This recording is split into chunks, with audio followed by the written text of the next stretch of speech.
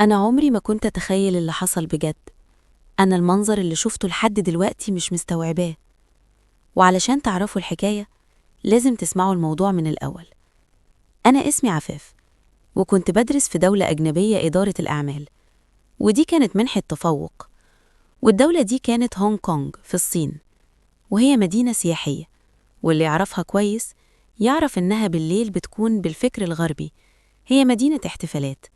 لكن بالنسبة لينا كعرب ومسلمين الدنيا مش مناسبة لثقافتنا قوي. بس الحمد لله قدرت أعدي ال4 سنين بتوع الدراسة على خير، ورجعت بلدي بماجستير إدارة الأعمال في قطاع السياحة تحديداً. وجات لي فرصة شغل ممتازة، كانت في دولة السعودية. طبعاً العرض كان ما يترفضش أبداً، لأنه في تقدير مادي كويس جداً، وطبعاً تقدير معنوي. فقبلت العرض من غير تردد.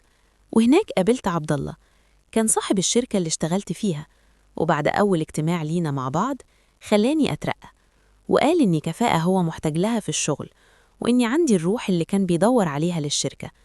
وفي خلال 6 شهور بقيت رقم 2 في الشركة بعده مباشرة.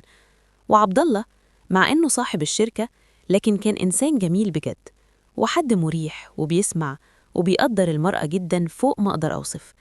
أنا شفت فيه صفات كتيرة جدا مريحة، وفعلا ما كنتش أتخيل إن راجل بالمكانة دي يكون مش متكلف وبسيط، وإنسان بالمعنى الحرفي للكلمة كده. وطبعا اتجوزنا بعد ما أعجب بيا، وعشنا قصة حب ظريفة كده. وفضلت في الشغل كام سنة بعد ما اترزقت ببنتي هويدا، لكن حسيت إنها لما كبرت شوية إنها محتاجالي أكتر. وطبعا لما كنت في الشغل بنتي كانت مع جدتها أم أبوها، وهي ست جميلة بجد، جسدياً ونفسياً رهيبة، أم جوزي. واللي ما كنتش بحس أبداً إنها كده، لأني دايماً كنت بحسها صاحبتي الكبيرة. وهي خلفت عبد الله وهي صغيرة جداً، فهي قريبة قوي لينا. وأنا وهي مش حماه ومرات ابنها خالص، لكن أنا وهي أصحاب وأكتر كمان. وكنا بنحب نقعد سوا قعدات ستات، ونحب نحكي مع بعض. وكتير كنت بحكي ليها عن ابنها وإيه اللي تعبني منه، وكنت بحس إنها معايا قوي. وهي كتير كانت بتحسن في علاقتنا، وده حاجة أشهد لها بيها. وطبعاً كانت هويدا بنتي أول حفيدة ليها، وكانت حرفياً روحها فيها، بتحبها بجنون. وكان في مدرس سوداني بيجي لهويدا، وده أساس الحكاية. كان اسمه آدم السوداني. حماتي كانت أول ما يدخل من البيت وتشوفه ترتبك جدا، وتقرر إنها تدخل أوضتها وتقعد فوق لحد شوية كتيرة. حتى بعد ما بيكون مشي برضو كانت بتفضل فوق.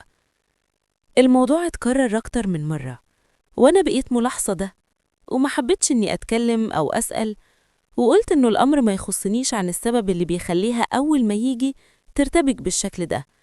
ومش ارتباك عادي، لكن توتر شديد شوية. وفي يوم أنا ما كنتش في البيت، وما كانش فيه غير هويدا وأم عبد الله، وكان أستاذ آدم جاي اليوم ده، وأنا كنت عاملة حسابي إني هكون موجودة قبل ما يخلص. بس فقلت بلاش أقول لأم عبد الله تستقبله هي، علشان يمكن ما تكونش حابة، وممكن تقولي أأجل الدرس، وأنا ما كنتش عايزة كده خالص. وقررت إني هجيبه واتفق مع هويدا بنتي هي اللي تستقبله، وما أقولش لأم عبد الله حماتي حاجة خالص. وفعلا هويدا دخلت أستاذ آدم من غير ما جدتها تحس، وقعدت في الأوضة اللي بتاخد فيها الدرس. والأستاذ متعود في كل مرة قبل ما يبدأ يستأذن يدخل الحمام، يمسح وشها بمية من تراب الطريق، ويرجع يديها الدرس. فالمرة دي عمل كده، وهو طالع من حمام الضيوف أم عبد الله شافته واتسمرت في مكانها، ما قدرتش تتحرك، وعينيها مخضوضة وبتترعش بشكل هستيري، وبتتنفس بصعوبة. أستاذ آدم حاول يفهم مالها، فكان بيقرب يحاول يهديها، وهي جسمها كله متصلب بشكل مش طبيعي، وفتح عينيها بطريقة مرعبة جدا، وكل حتة بتترعش بدرجة عالية قوي، ومش بتنطق. أنا وصلت البيت شفت المنظر ده بالظبط. حماتي واقفة متخشبة، مش بتتحرك، جسمها كله ساقع، بتاخد نفسها بصعوبة جدا، وبتتحرك بصدرها كأنها بتطلع في الروح. ولاحظت إنها عملت حمام على نفسها. طبعا جريت عليها وخدتها في حضني، وسألت أستاذ آدم إيه اللي حصل. هو قال لي إنه طلع مجرد ما شافها لقاها كده قدامه، معرفش يعمل إيه. سندتها وطلعنا فوق، وهي يا عيني بتترعش ومش بتنطق، ونيمتها على السرير. وطلبت الدكتور اللي لما شافها قال إنها عندها صدمة عصبية. أنا طبعا مش فاهمة إيه سبب الصدمة وليه فجأة من غير ما يحصل حاجة. هي شافت إيه علشان تترعب كده؟ وليه مفاجأة؟ حماتي فضلت يومين في السرير مش قادرة تتحرك ومش بتتكلم، وبعد ما خدت مهدئات كتير قوي ابتدت تتكلم، لكن ما كانتش عايزة تجيب سيرة الموضوع، وقامت من على السرير لكن بسيط. وبعد أكتر من شهر وإحنا قاعدين سوا كانت أول مرة أسألها، وقالت لي زمان وهي عندها 7 سنين كان في خادم عندهم في البيت بشرته سمرة، كان على علاقة بالمربية بتاعتها، وهي شافت حاجة بينهم من غير ما هم يحسوا، فعلشان يسكتوها مثل الشخص ده إنه عفريت وجن، وفضل كذا ليلة يطلع لها وتشوفه وهو بيعمل حركات مرعبة علشان يضمنوا أنها ما تقولش على سرهم، ولو اتكلمت محدش هيصدقها ويقولوا طفلة بتخرف.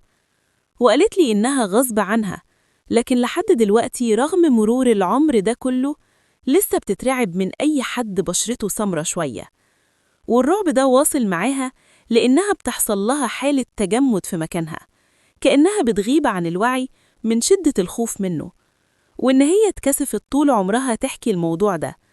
بس هي قالت لي إنها كانت بتخاف تخرج وحاجات كتيرة في حياتها اتأثرت بسبب الموضوع ده، وطلبت مني طلب إني عمري ما أسيب عيالي مع حد مهما كان صفته، وحتى لو هسيبهم أرجع أسألهم عن اللي حصل بينهم وبينه، واديهم أمان إني هصدقهم في أي شيء يقولوه مهما كان غريب، وإني أخليهم واثقين إني هبقى واثقة فيهم حتى لو كان كلامهم مش منطقي، همشي وراه وهنكتشفه سوا.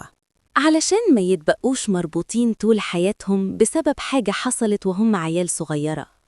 أنا يمكن لحد دلوقتي مش مستوعبة منظر حماتي وهي واقفة قدام أستاذ آدم السوداني بالرعب اللي كانت فيه وحالتها، مع إنه بجد راجل محترم وحتى بشوش، لكن اللي اتحكم فيها فعلا الماضي المدفون، لأن أهلها ما ادوهاش أمان تطلعه وما حاولوش يطلعوه معاها.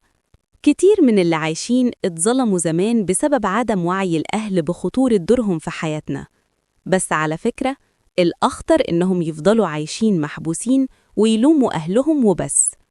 دور الأهل كان في فترة معينة من الحياة وانتهى، ودلوقتي المسؤولية مسؤوليتنا عن نفسنا، وأي لوم للأهل هو محاولة هروب من تحمل مسؤوليتنا تجاهنا.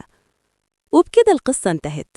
لو عجبتكم ما تنسوش تدوسوا لايك، وطبعا تكتبولي في الكومنتات ايه رأيكم فيها، ولو لسه مش مشتركين ياريت تعملوا اشتراك علشان يوصلكم الفيديوهات الجديدة.